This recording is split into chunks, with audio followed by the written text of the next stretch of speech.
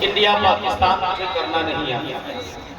بڑی سنجیدگی کے ساتھ آپ سنیں، بڑی سنجیدگی کے ساتھ آج سنانے کا ذہن بنا کر آپ کے سامنے حاضر ہو جائیں. خدا نے اپنے نور سے نور بنایا اور اس نور سے کل کائنات کو پیدا کیا.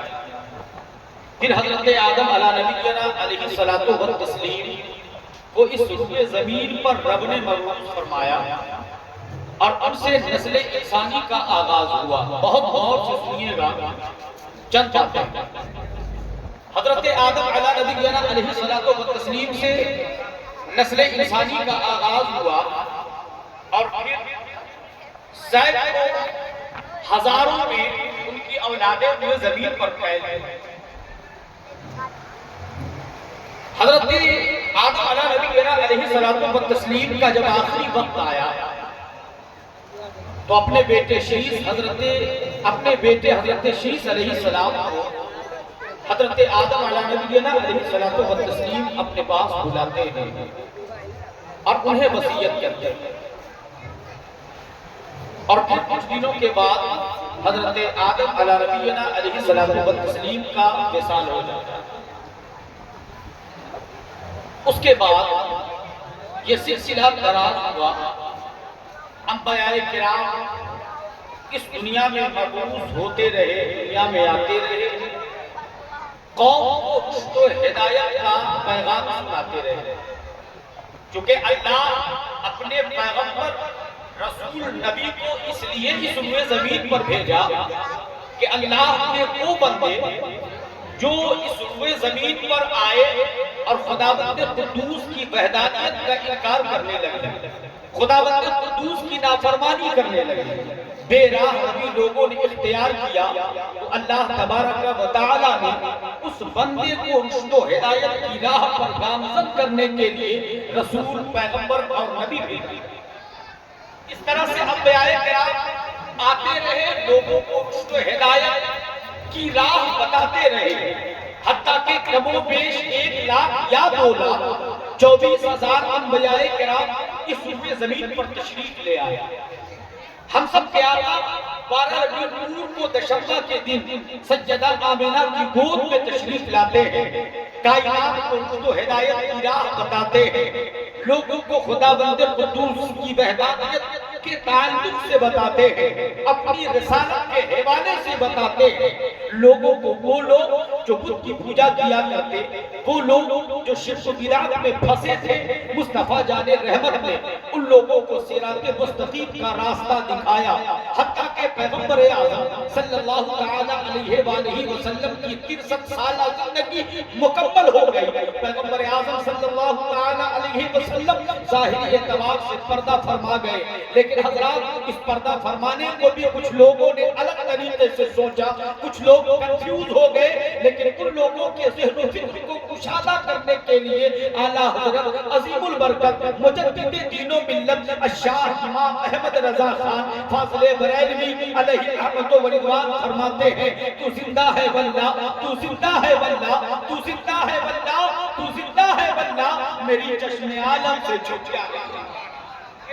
عالم سے چھپ جانے والے مصطفیٰ کریم رؤوف الرحیم علیہ تحیت و ثنا کل نفس ذائقۃ الموت کے تحت ظاہری طور پہ پردہ فرما.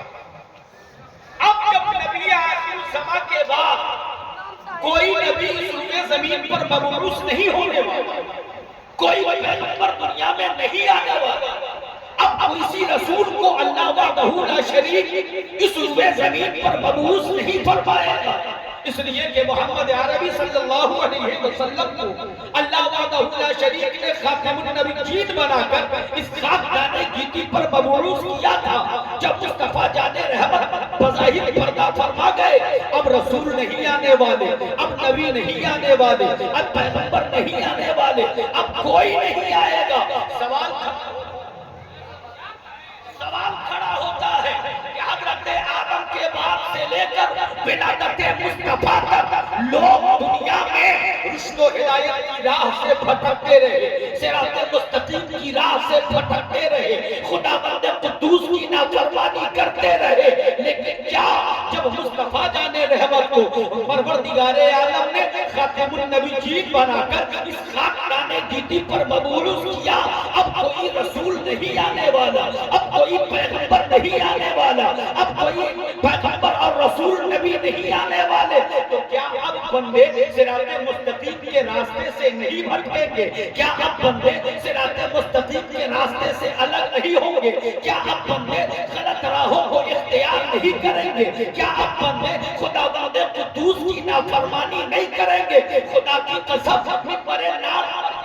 علماء یہ کہتے نظر آتے ہیں، اے اللہ نظری اب بھی خدا بند قدوس کی نافرمانی ہو رہی ہے، اب بھی صراط مستقیم کی راہوں صراط مستقیم سے لوگ بھٹک رہے ہیں، اب بھی خدا بند قدوس کے فرمان سے روگردانی کیا جا رہا ہے۔ پھر سوال یہ ہوتا ہے جب کوئی رسول نہیں آنے والے، جب کوئی پیغمبر نہیں آنے والے، جب کوئی نبی نہیں آنے والے، اور نبی اس لیے آتے تھے کہ بھٹکوں کو صراط مستقیم کا راستہ بتایا جائے، بھٹکوں کو سیدھی راہ دکھایا جائے، نبی اس لیے آتے، پیغمبر اس لیے آئے، رسول اس لیے آئے، جب نبی پر نبوت ختم ہو گئی، نبی پر رسالت ختم ہو گئی، پیغمبر آخر الزمان آخری نبی بن کر اس روئے زمین پر آ گئے، اور لوگ اب بھی صراط مستقیم کی راہوں سے بھٹک رہے ہیں، اب بھی خدا کی نافرمانی کر رہے ہیں، اب بھی غلط راہوں کو اختیار کر رہے ہیں، تو خدا کی قسم تمام علماء یہ کہتے نظر آئیں گے، ایک نبوت کا دروازہ جب اللہ نے بند کیا ہے تو ولادت کے ولایت کے دروازے کو اللہ رب العزت نے عطا کر دیا ہے۔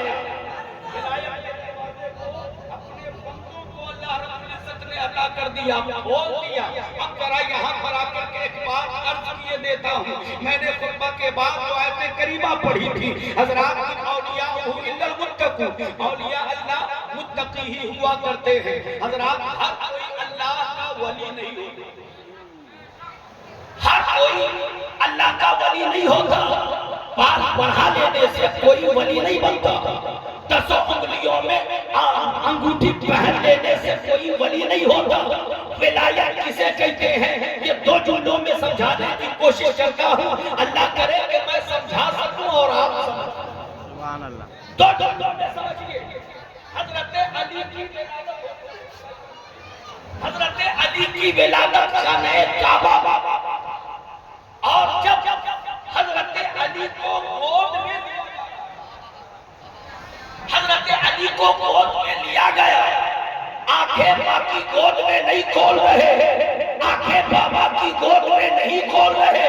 آنکھیں اور بھی ادر رشتہ دار کی گود میں نہیں کھول رہے، حتیٰ کہ مکہ میں مشہور ہو گیا ابو طالب کے گھر ایک بچے کی ولادت ہوئی ہے، اور وہ بچہ نابینا پیدا ہوا ہے، وہ بچہ آنکھیں نہیں کھول رہا ہے، لیکن قربان جاؤ پیارے دنیا والوں کو حضرت علی شیر خدا مشکل کشا رضی اللہ تعالی عنہ پیغام کیا دینا چاہتے ہیں؟ وہ علی جس علی کے بارے میں میرے مصطفیٰ نے کبھی کہا تھا انا مدینۃ العلم وعلی جنبابھا، میں علم کا شہر ہوں، علی اس کے دروازے ہیں، اس علی کی ولادت ہوئی ہے، ماں کہہ رہی ہے شاید کہ نابینا ہے، باپ کہہ رہے ہیں شاید کہ نابینا ہے، چچا کہہ رہے ہیں شاید کہ نابینا ہے، رشتہ دار کہہ رہے ہیں شاید کہ نابینا ہے، لیکن جب مصطفیٰ جان رحمت شمع بزم ہدایت نوشہ بزم جنت مصدر کل کائنات وجہ تخلیق کائنات کو خبر ملی ہے، پیغمبر اعظم صلی اللہ تعالی علیہ وآلہ وسلم تشریف لا رہے ہیں، مصطفیٰ کریم تشریف لا رہے ہیں، مولا علی کو آقا کی گود علی کو آقا کی گود میں دیا جا رہا ہے، مصطفیٰ جان رحمت کی گود میں مولا علی تشریف لاتے ہیں، آنکھوں کو کھول کر اپنی محبت کا اظہار فرماتے نظر آ رہے ہیں۔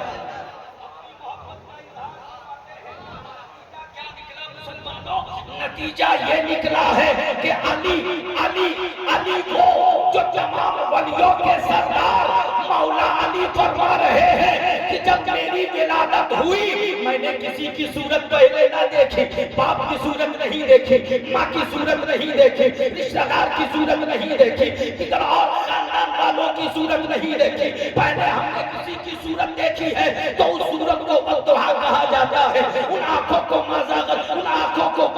بصر وما طغى کہا جاتا ہے۔ حضرات غور کرنا، مولا علی پیغام دے رہے ہیں کہ جس طرح علی نے کسی کی گود میں آنکھوں کو نہیں کھولا ہے، آنکھیں اگر کھولی ہے تو وہ مصطفیٰ کی گود میں یہ کھول کر بتا دیا ہے کہ علی کے دل میں پیدا ہوتے ہی نبی کی محبت جلوہ فرما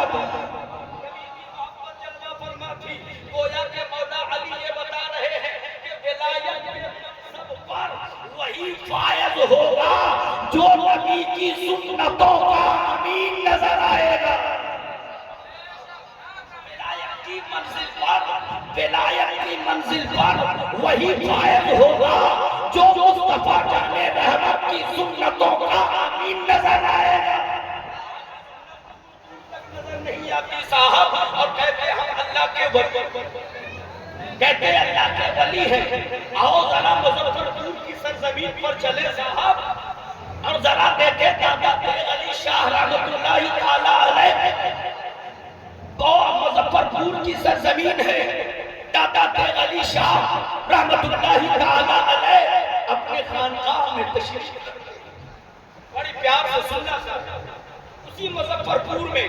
اسی سلطائی شریف کے گرد و نواح میں ایک محلہ ہے جس کو بڑکا گاؤں نام ہی ہے اس گاؤں، بڑکا گاؤں۔ حضرات جب گھر سے جانا میرا ہوا، وہاں میرے ایک جان پہچان کے لوگ، چونکہ کولکتہ آنا جانا رہتا ہے میرا، تو وہاں کچھ لوگ، وہاں ملاقات کچھ لوگوں سے ہوئی، اور پھر جب گھر گیا تو وہاں بھی ملاقات ہوئی، وہ لوگ آئے ہوئے تھے۔ تو ان کے دادا، جس وقت میں گیا تھا سے غالباً جاتا تو ہر سال ہوں الحمدللہ، لیکن یہ واقعہ انہوں نے بتایا حضرات غالباً 8 سال یا 9 سال کا عرصہ گزر چکا ہے۔ جب ان کے دروازے پر گیا لگ بھگ 70 یا 60 میں ان کے دروازے پر بیٹھا، انہوں نے کہا کہ میرے دادا ہیں اور آپ سے ملنا چاہتا ہوں۔